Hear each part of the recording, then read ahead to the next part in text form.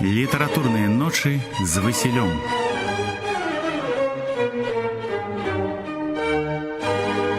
Усіх вітаю.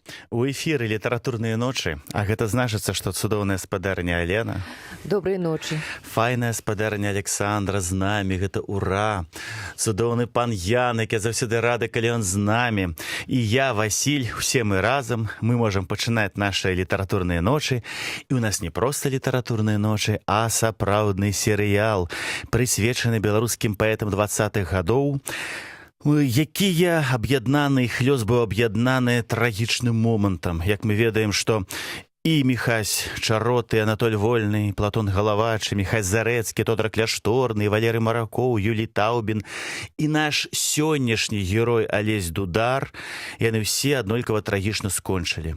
У ноч з пятніцы 29 кастрычніка на суботу 30 кастрычніка 1937 года іх расстралялі. Мы працягваем гаварыць пра Алеся Дудара. Я думаў сёння ўжо і завяршыць пра яго наш расповед, але так шмат цікавага было звязанае з ім і яго сябрамі. Так шмат файных вершаў ён складаў, і многія гэтыя вершы ні разу не гучалі не толькі ў нашым радыёэфіры, а і ўвогуле ва ўсіх беларускіх радыёэфірах, што я не магу сабе адмовіць у радасці, каб не завяршаць сёння з Дударом. У нас будзе яшчэ ў наступны чацверак серыя, магчыма, уже фінальная па Алесю Дудару, а можа і не. Я шчыра кажучы не ведаю. Мне хочацца пра іх гаварыць падрабязна. Мне хочацца пра іх гаварыць з усёй душою, каб не прапусціць ніводнага цікавага моманту, які быў у жыцці і Алеся Дудара, і Анатоля Вольнага, і многіх іншых выдатных беларускіх паэтаў, празаікаў, філеетаністаў, драматургаў, пра якіх, на жаль, мы часта згадваем толькі раз у год. Толькі 29 кастрычніка мы пра іх згадваем, сумна гаворым: так, былі цудоўныя хлопцы, сумна дэкламуем верш «Заяц» Валерыя Маракова, вось, ці верш Міхася Чарота, які ён надрапаў на сценах турмы, што я ні ў чым не вінаваты. І на гэтым, на самай справе, заспакойваемся, забываем і жывем сваім жыццём, каб зноў згадаць пра іх праз год. Я так не хачу. Я хачу разам з спадарняй Аленай помніць пра іх штодня. Я хачу, каб гэты серыял ніколі не заканчваўся, каб мы новыя пра іх адкрывалі, каб мы іх вучыліся і на іх памылках, і на іх перамогах, і на іх дасягненнях, і на іх выдатным, багатым жыццяпісе, а таксама вучыліся і цудоўнай беларускай мове, якая была у нашых герояў у 20-е гады, якую мы часта вельмі страчваем. Дык вось, Алесь Дудар. У мінулых серыях мы гаварылі пра тое, як юны Алесь Дудар, шукаючы сябе, працаваў у вандроўным тэатры пад кіраўніцтвам Уладыслава Галубка, як Дудар імкнуўся стварыць філію маладняка ў Полацку, і гэта ў яго, амаль атрымалася, а можна сказаць, што і зусім не атрымалася. Як ён самаваў ад таго, што першая кніга яго вершаў «Беларусь бунтарская» прайшла незаўважна.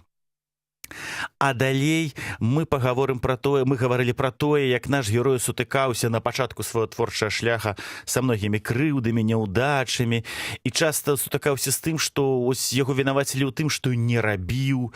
Пра гэта мы гаварылі, і сёння музычным аздабленнем у нас будзе музыка Антоніо Сальеры, геніяльнага кампазітара, сучасніка Моцарта, якога таксама свой час нехта Александр Пушкін абвінаваціў у тым, што ён атруціў Моцарта, што ён пасрэдны кампазітар, і доўга-доўга гэтая крыўда пераследавала творчасць Сальеры. І толькі зусім нядаўна, можна сказаць, ужо было даказана, што Сальеры такі ж геній, што нікога не атручваў, а яго музыка не горшая за творы Моцарта, а роўная яму па таленту. Тое ж самае і Дудар.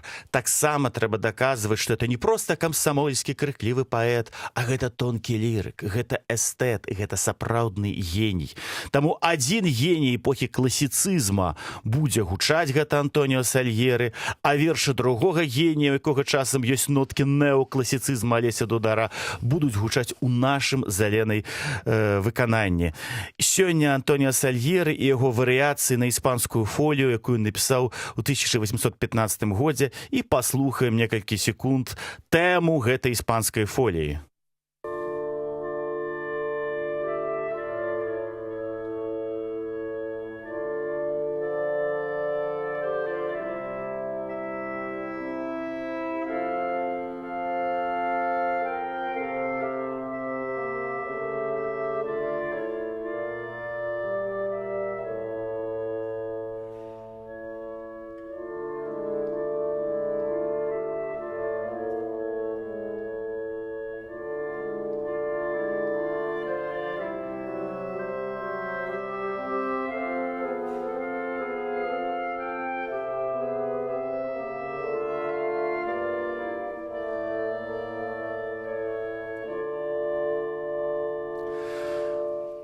У канцы 1925 года у Алеся Дудара яшчэ гучалі такія ж мінорныя ноткі, як у гэтай тэме на іспанскую фолію.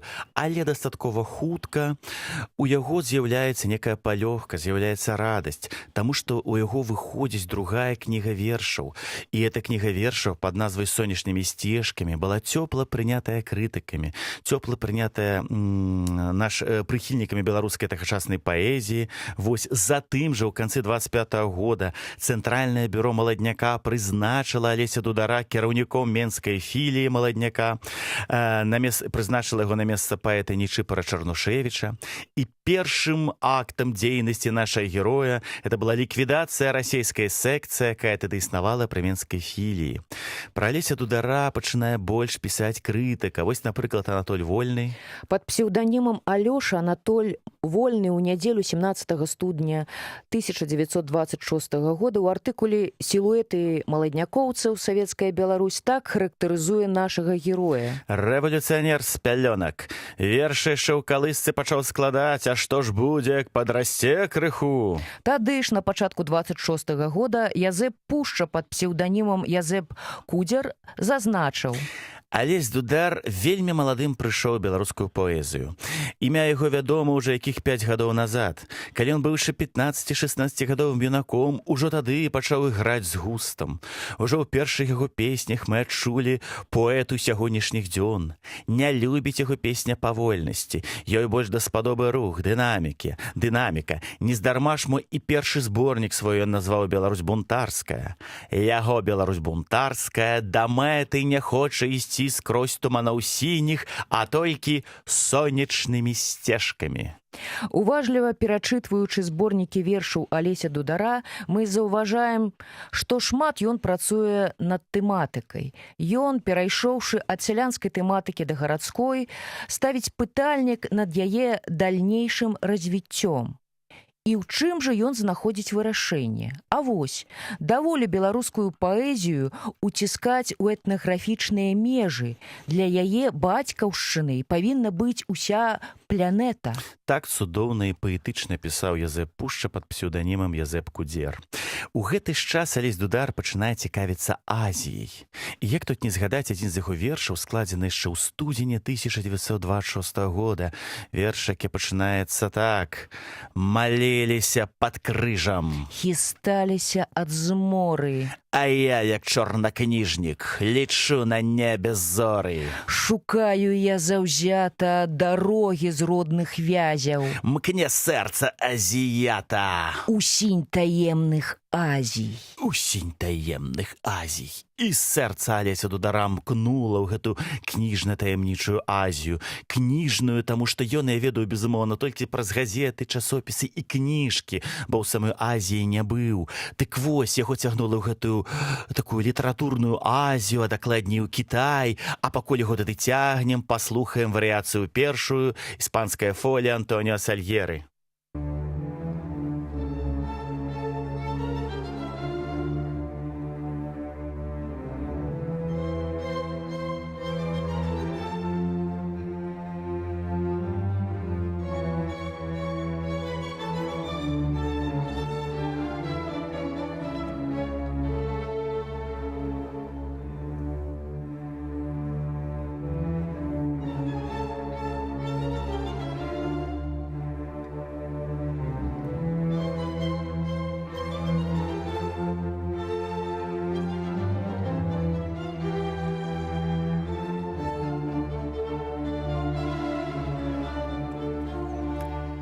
Алесь Дудар, як мы памятаем, на пачатку 26 года выпускае сваю трэцюю эксперыментальную кнігу пад назвай «Шанхайскі шоўк».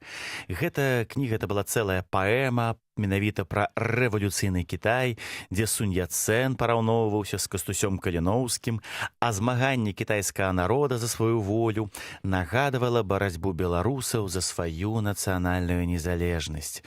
Нездарма, дарэчы, ужо пазней, у 60-е і 80-е гады гэты твор ніколі не перадрукоўваўся і не выходзіў асобнай кнігай, не нават у выбраным, каб, не дай Божа, мы не адчулі, што беларусы, як кітайцы, могуць змагацца за сваё. гэта ва ўсе часы была вельмі такая нявыгадная для уладаў тэма.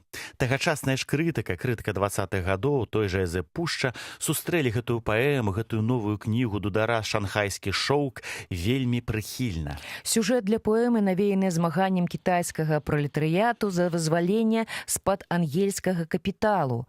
Гэтая сацыяльная няволя і няпраўда натхніла напісаць Алеся Дудара сваю арыгінальную паэму беларускай літаратуры. Ці ўдалося Алесю Дудару справіцца з тэмай? Безумоўна, ўдалося. Па эмацыянальна-мастацкай сіле мы не знаходзім твору аб кітайскім пролетарыяце мацнейшых і ў расейскай літаратуры, кажа Эзе Пушча, параўноўваючы творы Ціханава ці Веры Інбер, і кажа, што Алесь Дудар лепей за іх на гэтую тэму склаў свой шанхайскі шоўк. Гэта паэма нам кажа, што творчасць Алеся Дудара з кожным днём становіцца больш цікавай, больш разнастайнай. Алесь Дудар шчаслівы. Яго прызнала крытыка. Ён роўны сярод роўных. І ён у гэты час складае верш тым жа студзені 26-м годзе пад такой назвай «Усё загіне». Але калі чытаеш гэты верш, адчуваеш, што загіне менавіта толькі тое, што раней прыгнятала Дудара. Загіне яго няверу ў самога сябе. Загінуць яго крыўды, загінуць яго згрызоты. А ён, ап'яненны сваёй такой ужо першай славай, першай папулярнасцю, ён будзе жыць, ён будзе тварыць, ён будзе радаваць усіх, нават калі будзе складаць такі крыху дэкадэнцкі верш, як «Усё загіне». Усё загіне ў свеце, усё загіне. Не загіне толькі палкі момант. Разаб'ецца час, як кубак з гліны. Сэрца ж загарыцца, як салома. Гэты верш ад п'янага настрою, ад чырвоных губ і пацалункаў. Эх, маё ты шчасце залатое, у якіх шукаць сябе завулках. Пройдзе ноч, І зноў настане рання, закрасуе сонца жар малінай, мо другому сэрца ты параніш. абнімуся я з другой дзяўчынай, і ў срэбных перазвонах вецця будзеш вусны цалаваць другому. Усё загіне ў свеце, Не загіне толькі палкі момант. Палкі момант не загіне, а будзе іграць варыяцыя нумар 2 Антоніо Сальєры.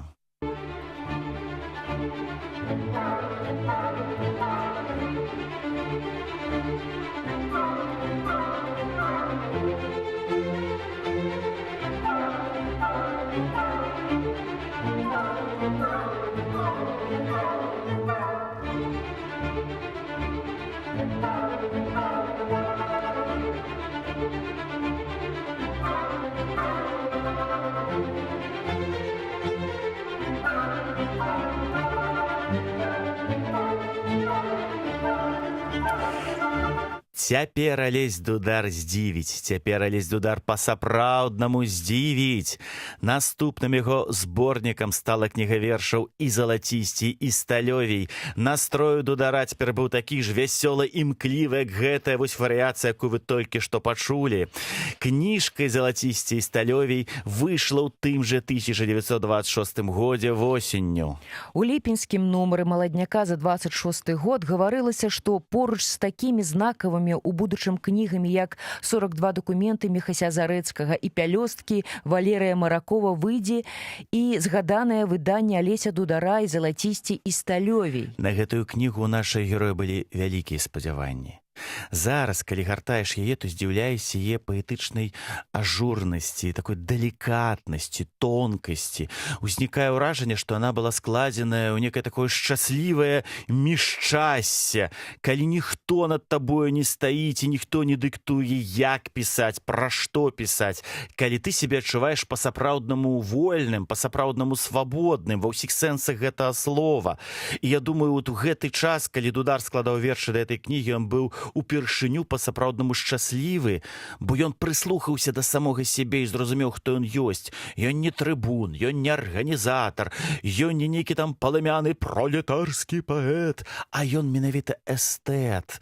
Ён аддаўся гэтаму свайму натхненню напоўніцу. Яго кніга павінна была выйсці ў друк у кастрычніку 1926 года, і ў самым канцы кастрычніка яна з'явілася на паліцах кнігарня ў Менску і іншых гарадах нашай цудоўнай Беларусі. А пакуль паслухаем варыяцыю нумар 3 Антоніо Сальери.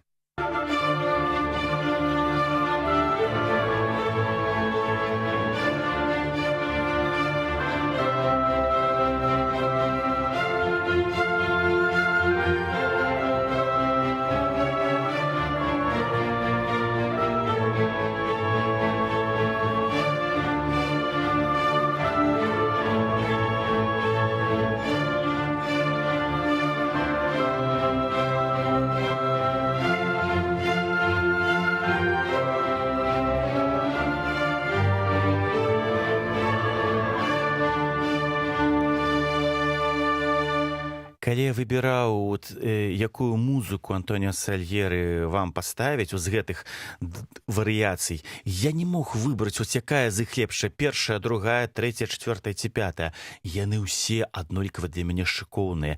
Я, дарэчы, Антоніо Сальери для себя адкрыў менавіта праз гэтыя геніяльныя варыяцыі. Затым уже пачаў слухаць яго оперы, яго цудоўныя канцэрты для фартэпіяна і аркестра, выдатныя рэчы для габою. Словам, для мяне весь сусвет Сальери адкрыўся, але перадусім праз гэтыя варыяцыі. Цудоўны паэтычны свет Алеся Дудара адкрыўся праз кніжку «І залацісцей сталёвей». І тут мне таксама для ілюстрацыі гэтай кнігі, наколькі яна выдатная, мне цяжка выбраць нейкі адзін верш. Таму выбачаемся, мы вам прачытаем тут цэлы россып вершаў, таму што эта кніжка — это нешта цэласнае, геніяльнае, як «Вянок» Максіма Богдановича, ці як кніга паэзіі 22-го года Янкі Купалы «Спадчына». І пачнем мы чытаць вершы з гэтай кнігі разам са спадарняй Аленай з майго любімага верша «Диес Ире, Диес Илла». Рым і Эляда заснулі ў палёце гадоў і стагоддзяў. Мохам спавітая Акропаль, руінаю стаў Капітолій. Мірна гандлююць алівы патомкі Гамераў і Брутаў. Мора нязмерную гладзь прасвярлілі наўсцяж браняносцы. Дзень немінучага гневу, гадзіны вялікіх змаганняў будуць грымець і чакаць сваіх срэбраструнных Гамераў. Толькі не тых, што хрыпяць пра жалезабетонны Акропаль, ды барабанамі глушаць срэбрыстыя думкі і песні. Дзень неабдымнага гневу, грозны як смерць навальніцы, можна спазнаць толькі ў песні, нежнай, як майскае ранне. Будзе і радасць, і І шчасце. гнеў буйнарадасны будзе. Шкода, што Рым і Эляда Заснулі ў тумане стагоддзяў. цуд. А далей вы пачуеце цыкл вершаў пад назвай «Скрыжалі». За мастом разышліся вілаватыя сцежкі, разышліся дарогі, і трава пры дарозе, і дзірван на ўзмешках. І туман крутарогі. Не прайсці, не праехаць, і назад не вярнуцца, праз бары, дзе бярозы верхавінамі гнуцца, разышліся дарогі. І праз вецер заходні, і праз вецер і слоту пахне днём і вясною. Не магу і не здамся.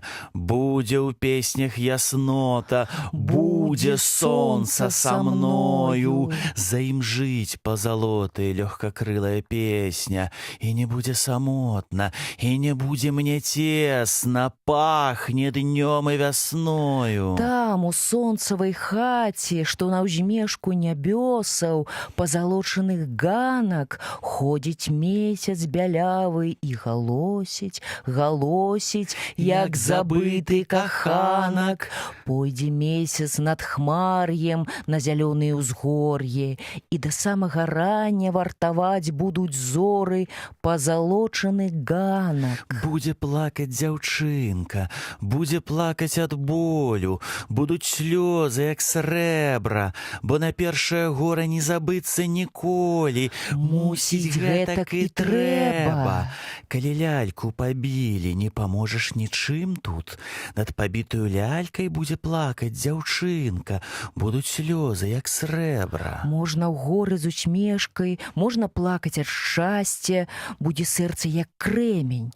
Засумуе асіна, стане лісцямі шастаць, стануць стыгнуць карэнні, дні з начамі праскачуць, як шалёныя коні, цела зробіцца кволым, стануць срэбнымі скроні, будзе сэрца як крэмень. Выйду ў нізіны, дзе прасторы і вежы, загарацца сузор'і, у кім гарачае сэрца таго смутак драпежны не супыніць, не зморыць. Выйду на горы, дзе лунаюць светы, кіну песню ў пагоню за мяцежнікам ветрам, загарацца сузор'і. І не лютае гора, не балючая крыўда, не павіснуць на крыллях. Прыйдуць людзі ліхія, ды з каменнямі прыйдуць з крыкам звярыным, будуць бэсціць адважных, што ўзняліся на ўзвышшы, і ад злосці бяссільнай, як ваўкі заскавычуць, не павіснуць на крыллях. Не павіснуць на крыллях. Цудоўны медытатыўны верш. Менавіта гэты верш, не верш, а цыкл вершаў я першыню у этой кнізе і прачытаў. У нацыянальнай бібліятэцы кніга так упала, разгарнулася менавіта на скрыжалях. І я доўга не мог паверыць, што складзены он быў у 26-м годзе, а не ў якім-небудзь там умоўным 16-м ці 15-м годзе. Дзівосны твор, абсалютна дзівосны. Чыстая паэзія, калі нават не так важна пра што, а галоўнае як. Але тут вельмі важная думка, якую спадарня Алена прачытае, што будуць бэсціць адважных, што ўзняліся на ўзвышша, і ад злосці бяссільныя, як ваўкі заскавычуць. Гэтыя нейкія будуць злавацца на тых, хто ўзняўся на ўзвышша. Дык вось, у траўні 1926 года у беларускай літаратуры акурат і з'явіліся тыя адважныя, што захацелі ўзняцца на ўзвышша. І зараз мы пра тых адважных пагаворым, пра іх раскажа паэт Уладзімір Дубоўка, але перад гэтым варыяцыя 4 ад Антоніо Сальери.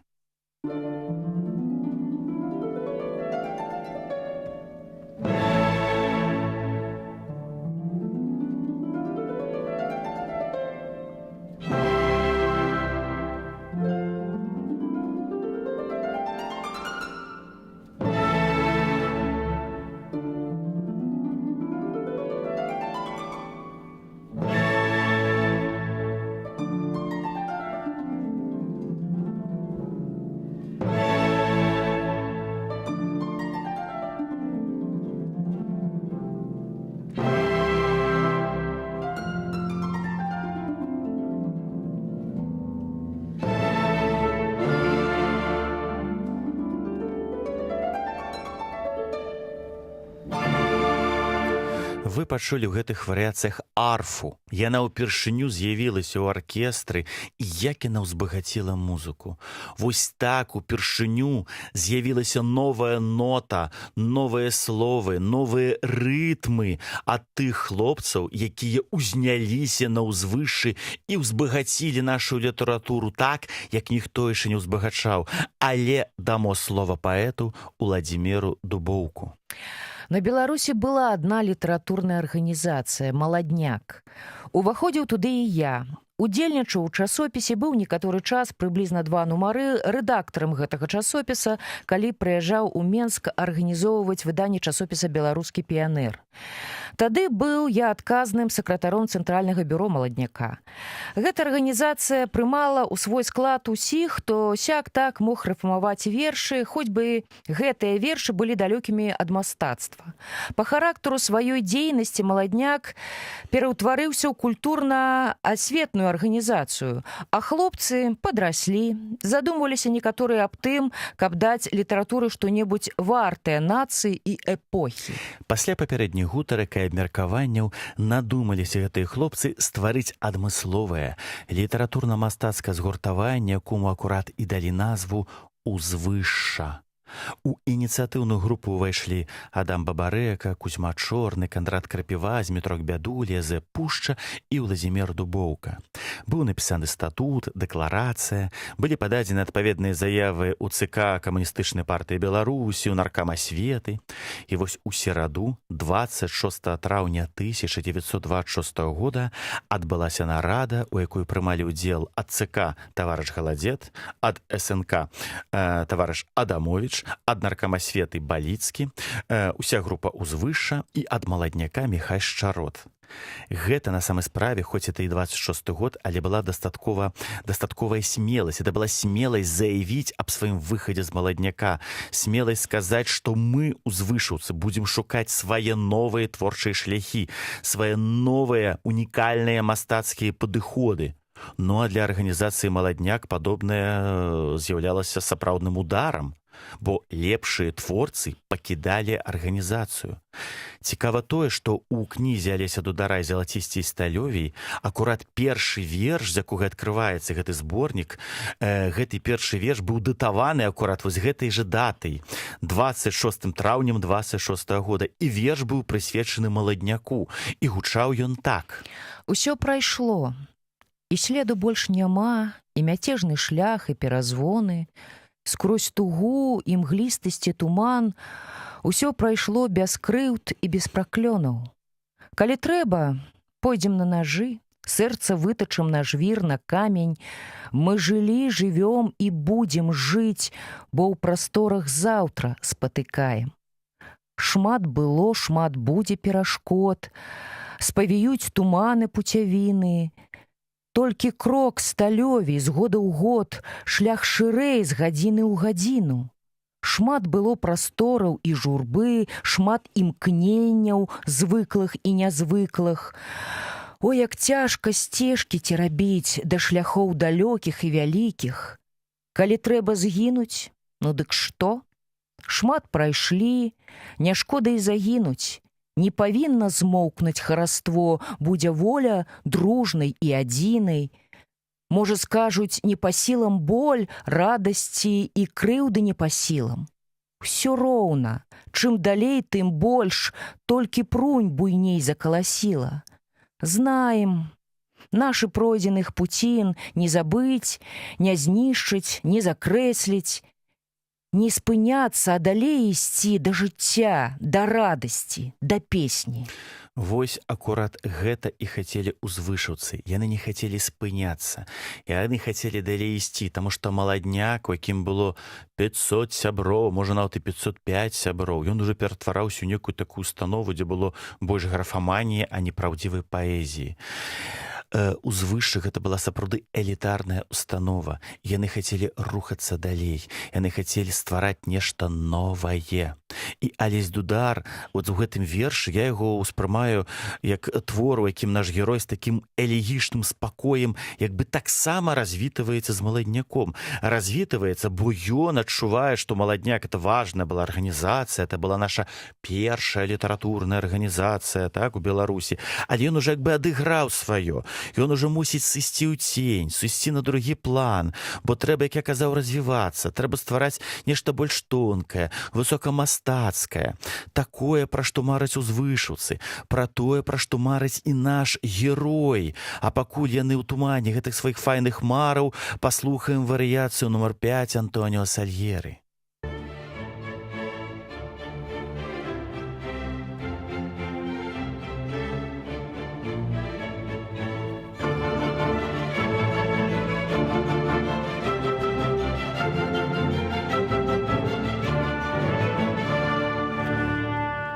Але, вядома, не ўсе так спакойна паставіліся да расколу маладняку. Вы чулі зараз тыя трывожныя скрыпачкі імпэтныя. Вот уявіце, што это тыя самыя маладнякоўцы, якія пачалі трывожна шумець, трывожна іграць на струнах не толькі сваёй паэзіі, але і падчас многіх выступаў, дыспутаў і гэтак далей. Той самы Міхась Шарот, лідар маладняка, ён даводзіў, што новая група ствараецца быццам бы толькі дзеля таго, што Дубоўка, які быў маладняку другім пасля Шарота, што Дубоўка захацеў сабе мець свой партфель, што Дубоўка захацеў кіраваць маладняком. У далейшым это было беспадстаўна, таму што сам Дубоўка казаў, што ён ввогуле ва ўзвышы не займаў ніякіх пасадаў. Там галоўным быў Кузьма Чорны, а Дубоўка, жывучы ў Маскве, просто удзельнічаў, даваў нейкія парады, але ён не быў такім фармальным, сапраўдным, як быццам бы лідарам. Але гэта было для Шарота неважна. Платон Галавач, цудоўны празаік, выдатны публіцыст, і ён не ўспрыняў тое, што частка хлопцаў хочуць кінуць маладняк.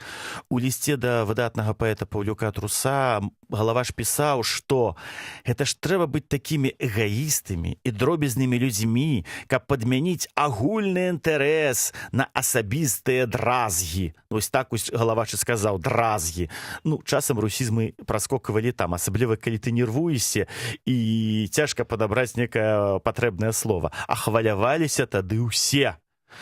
Все былі ў нейкім такім сапраўдным нервовым імпэце.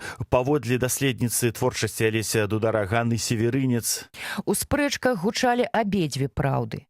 Праўда узвышаўцаў, якія хацелі будаваць літаратурную арганізацыю на новых прынцыпах, і праўду маладнякоўцаў, якія стаялі за рэформы ўнутры арганізацыі, тым больш, што частка узвышаўцаў належала да кіраўніцтва маладняка, а значыць, мелі неабмежаваныя магчымасці па яго рэфармаванні. Адзіным чалавекам з прысутных, хто не хацеў выказвацца ў спрэчках і ніяк не пазначыў свае пазіцыі, быў Алесь Дудар. Гэта бачна ў пратаколе сходу. Алесь Дудар чакаў. Алесь Дудар прыглядаўся. Алесь Дудар спадзяваўся, што і яго паклічуць гэтую новую арганізацыю. А як жа іначай? Дубоўка быў для яго заўсёды духоўным настаўнікам. Ён заўсёды да Дубоўкі ставіўся з такой павагай. Калі трэба была некая просьба, калі трэба была некая там парада, яшчэ што-небудзь, ён казаў, Уладзік, падкажы гэта, Уладзік, а як тое, Уладзік, а як сё, я не ведаю, так? Дубоўка быў для яго ўсім.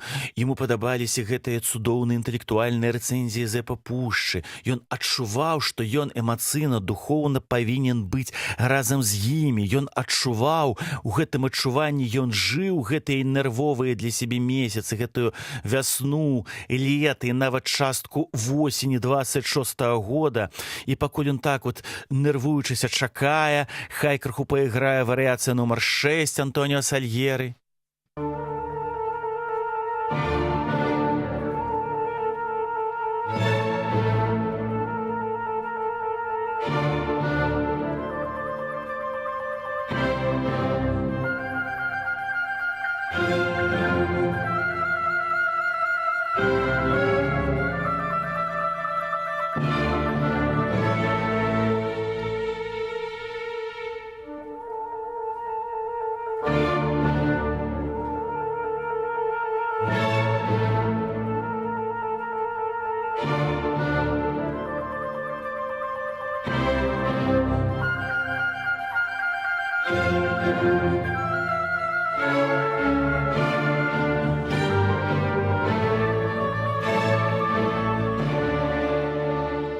Чулі гэтую скрыпачку? Это тара-тара-тара-тара-тара. Гэта як сэрца Дудара, якое нервова так б'ецца. Ён думае, возьмуць, не возьмуць, прымуць, не прымуць.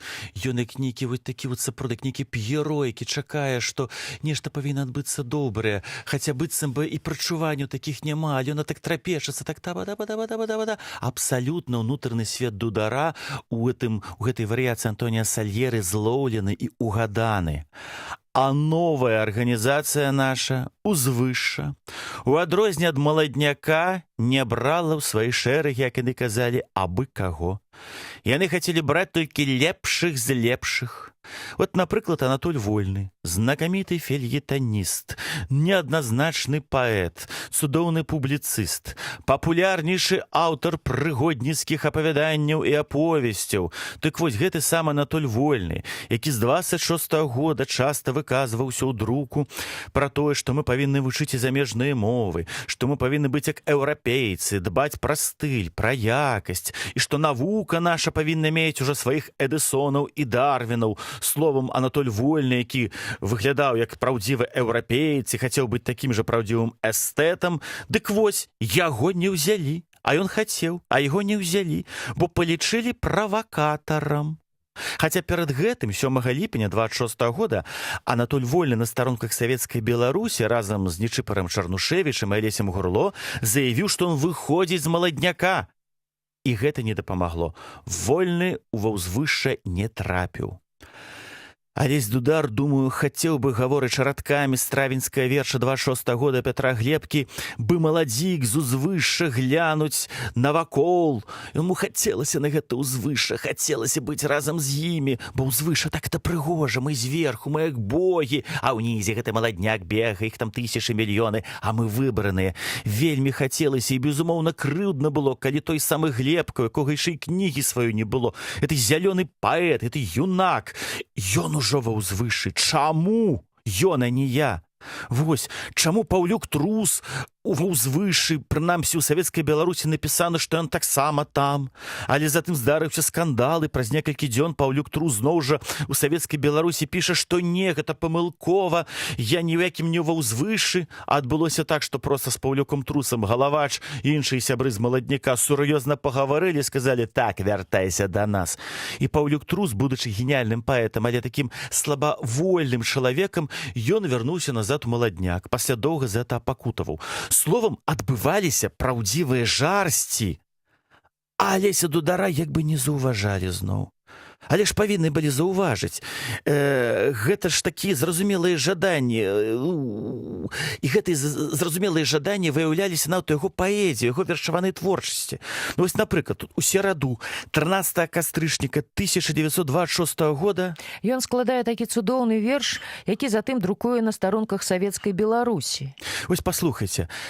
Словы спляліся на белай паперы. Хто іх пачуе і хто ім паверыць? Шмат чаго хочацца, песень, волі. Шмат ёсць жаданняў. Хто іх дазволіць? Колер пурпуровы, колер лілёвы, колькі іх смутных і радасных словаў. Толькі ж не выцвесці ўсім на паперы. Хто іх пачуе, і той не паверыць. Сноў я не бачу, бадай што ніколі. Толькі учора вось белае поле. Вузкія сцежкі, ліст бурштыновы, разам з табою, свежы і новы. Песня твая і усмешка, і косы. Шкода, не веру ні снам, я не лёсу. Песня твая, беларускія словы, звонкай тугі і акордаў сталёвай. Як гэта добра, жыццё без прымусу, сінія вочы, пунцовыя вусны. Чыстае сэрца, без ганьбы і здрады, вузкія сцежкі і дальняя радасць. Часам і сонная вышэйшая мудрасць. Бачыў я верасу волкія кудры. Думак пажар і імкненняў завея. Вось і пішу я пра ўсё, як умею. Сны залатыя, мая каляіна, справа братоў маіх, справа краіны. Чорныя сцежкі па белай паперы. Можа, пачуеш іх, можа, паверыш. Ці пачулі ўзвышыўцы Алеся Дудара, ці паверылі яму? Адкажам мы на гэтае пытанне пасля 7-й варыяцыі Антоніо Сальери.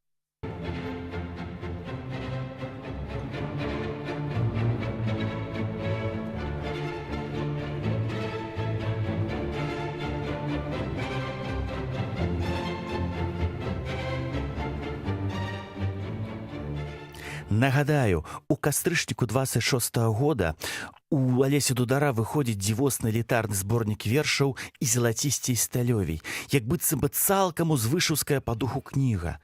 Што ж пісалі ў рэцэнзіях на гэтае выданне? У часопісе «Чырвоны сейбет» нумар 3 ад 23 лістапада 26 года чытаем. Зборнічак і залацісцей сталёвей. Калі і залацісцей, што вельмі спрэчна, дык ні ў якім разе не сталёвей яго ранейшых пралетарскіх вершаў.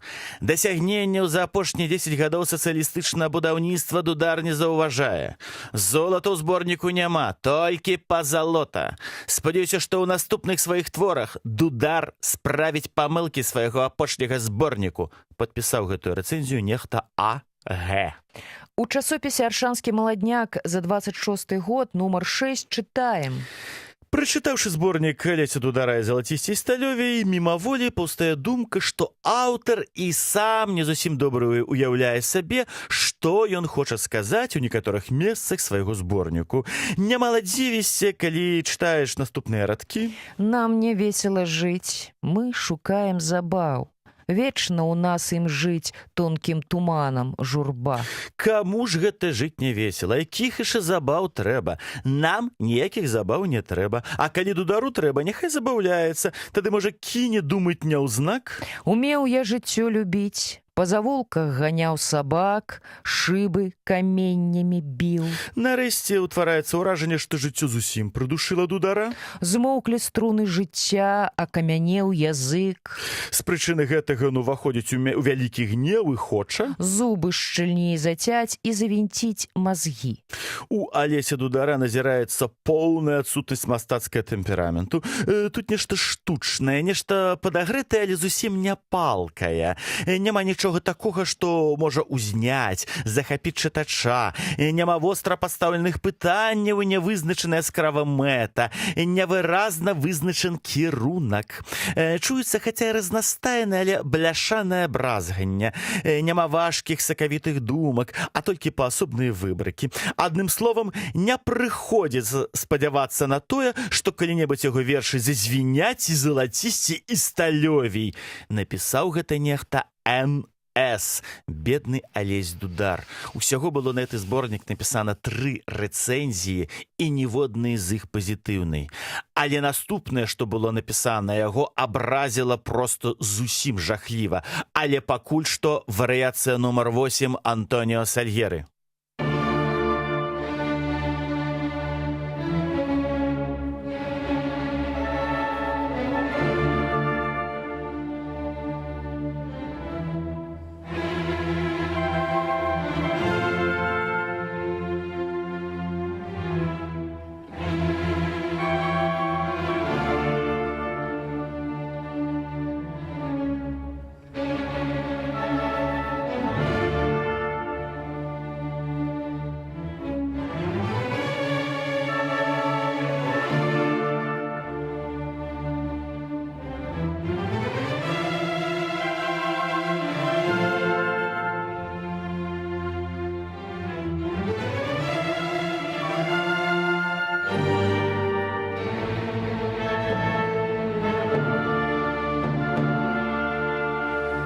Трывожна гучала варыяцыя нумар 8, як быццам пасля гэтага будзе нешта вельмі непрыемнае, будзе нешта вельмі балючае і вострае. А што можа быць больш вострым, калі на цябе крытыка ўся ўз'елася? Гэта цэлы шквал крытыкі, прычым як з боку чужых, так і з боку сваіх.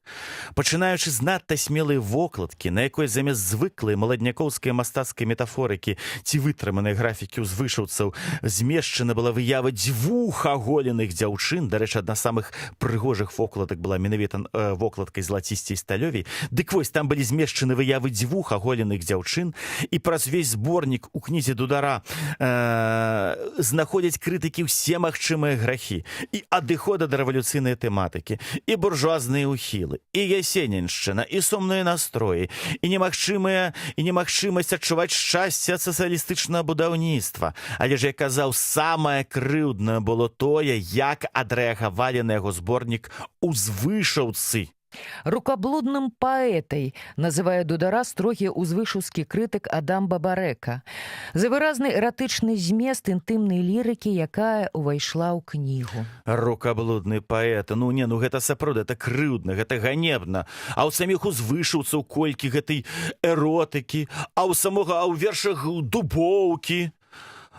там пра Клеапатру, перад якой паміраюць мужчыны, ці пальцы жоўтых кляновых хлістоў мкнуцца восень, схапіць за шыю. У Дубоўкі шмат эротыкі, але перад Дубоўкам Бабарэка проста на каленях. А ў Пушчы колькі гэтай эротыкі. Пушчы ў тым жа 26-м годзе выдае абсалютна інтэлектуальную кнігу пад назвай «Віта». Нават она па-лацінску напісана. І Бабарэка прысвячае Пушчы проста цэлы том, цэлы трактат яго паэзіі. Для яго Пушчык гэта паэт нумар 1. Дудар не горшы, Дудар такі самы. Можа, нават ён, у адрозненне ад Пушчы, ён больш нейкі святлейшы, больш нейкі зразумелы, больш нават у плане вершаскладання, больш нават прафесійны, магчыма, нават так. Але ёсць тое, што ёсць тое. Ёсць крыўда, ёсць тая ганьба, якую ён пачуў, і гэта быў канчатковы разрыў. Восень 26-го года гэта разрыў з узвышаўцамі. У наступным 27-м годзе Алесь Дудар амаль не складае вершаў. Але затое ён выпускае празаічны зборнік Марсельеза. І зноў Алесь Дудар мяняецца. Ён заўсёды, як быццам бы, у ім ёсць шмат розных масак, шмат розных вобразаў. Эстэт змяняецца на іншага пісьменніка. Зборнік Марсельеза — гэта штосьці зусім адваротнае кнізе залацісцей сталёвей. У гэтым зборніку, у гэтай прозе колькі болю, нарванасці, неўрастэнічнай экзальтацыі і самае галоўнае горычы і крыўды. Ну вось, напрыклад, камандзір чырвонага атрада расстрэльвае маладую шляхцянку за апавяданне фальварак Падмошча. Народны мсціўца Ігнат хапае, цытата, «панскае дзіцянё за ногі, сценку крывёю абліў», апавяданне Казка. Просты мужик Янук жыўцом спалівае прыгажунню пані Лясоцкую толькі за тое, што тая спакусіла яго на пасцельныя ўцехі, апавяданне пані Лясоцкая. І што самае цікавае, Дудар тут на баку гэтых няшчасных, лёсам пакрыўджаных вар'ятаў-маньякаў, які збольшага бяздумна рэжуць, паляць, забіваюць. І такое ўражанне, што ён разам з імі раздзіраў на кавалкі сваю любоў да былога сябра і настаўніка Дубоўкі, да былых сяброў і калегаў Язэпа Пушчы, Адама Бабарэкі, Кузьмы Чорнага, Кандрата Крапівы, многіх іншых. Адмоўныя героі тут, дарэчы, падкрэслена падступныя, арыстакратычна вытанчаныя, фанабэрліва і лжывыя. Чым Дубоўка яго і узвышаўская хеўра лепшая за іх паводле нашага пакрыўджанага героя? Хіба не варты яны такой жа помсты? І тут з'яўляюцца на старонках савецкай Беларусі брутальна бескампрамісныя допісы крытыка Тодара Глыбоцкага. Алесь Дудар, тонкі, інтэлігентны паэт-эстэт, ператвараецца ў інфернальнага Глыбоцкага. Ён пачынае сваю вайну.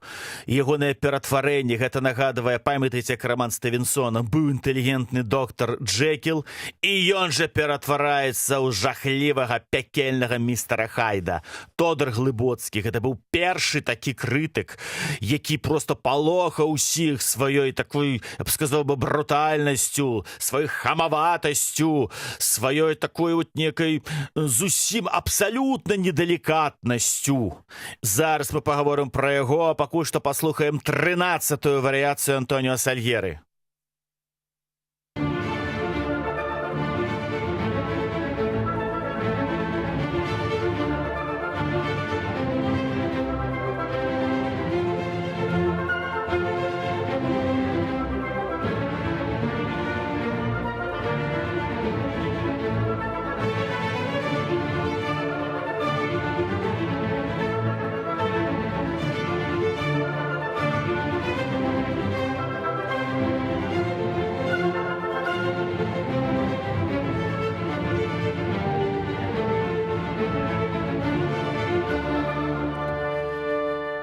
Схаваўшыся пад гэтым псеўданімам, Алесь Дудар піша пагромныя артыкулы супраць узвышаўцаў.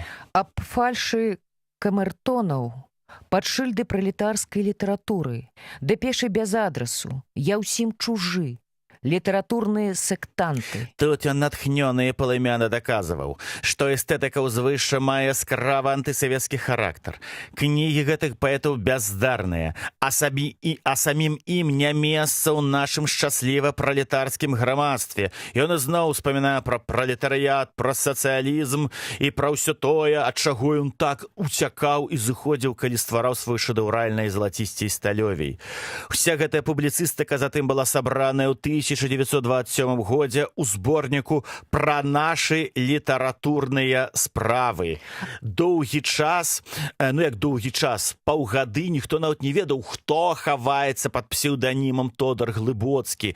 І калі паэт Паўлюк Шукайла здагадаўся, хто гэта, і кажа: «Да гэта Алесь Дудар!», то па ўспамінах лужаніна Дудар, калі даведаўся, што яго выкрылі, ён аж моргаць перастаў. А ў нашай героя была такая асаблівасць, у яго быў такі невялічкі цік, ён так мог маргаць вачыма час ад часу, часцей, чым іншыя.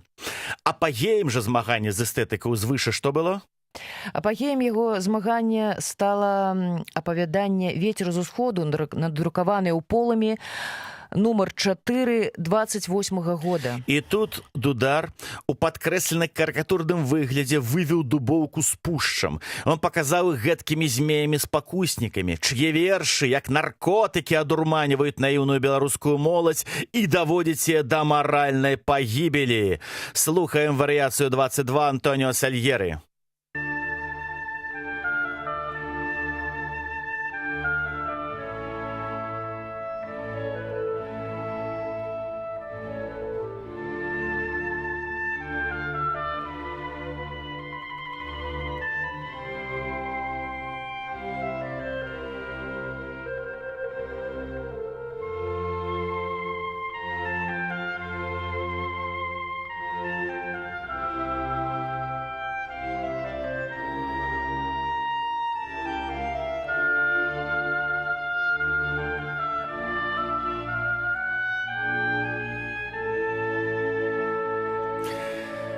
Пачалася сапраўдная жорсткая вайна, несправядлівая, без правілаў, без сялякага, нават самага аддаленага жадання зразумець адзін аднаго.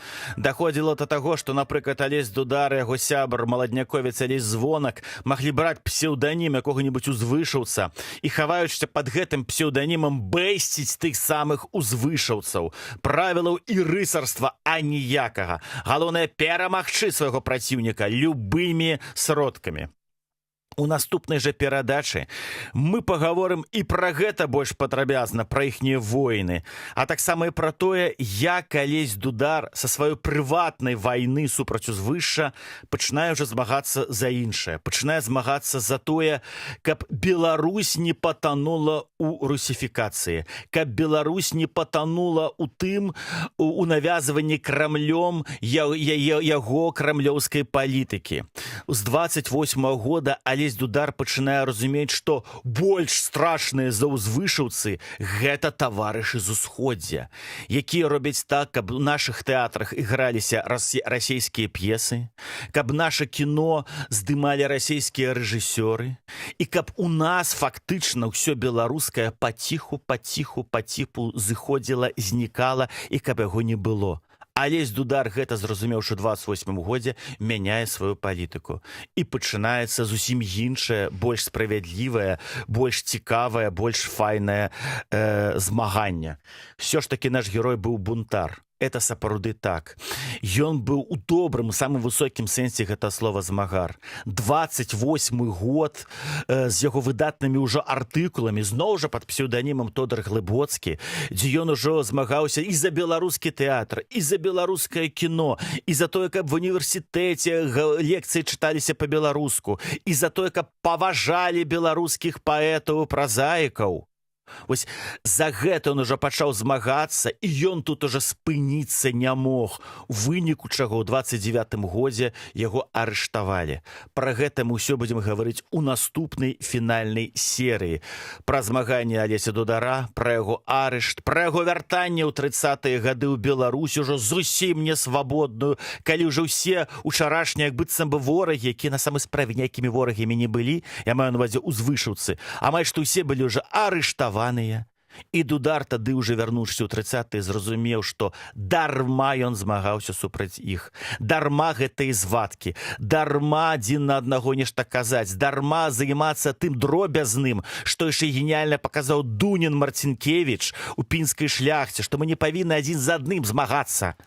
Мы павінны разумець, хто наш сапраўдны, хто наш праўдзівы вораг. Але праўда раскрываецца дастаткова позна.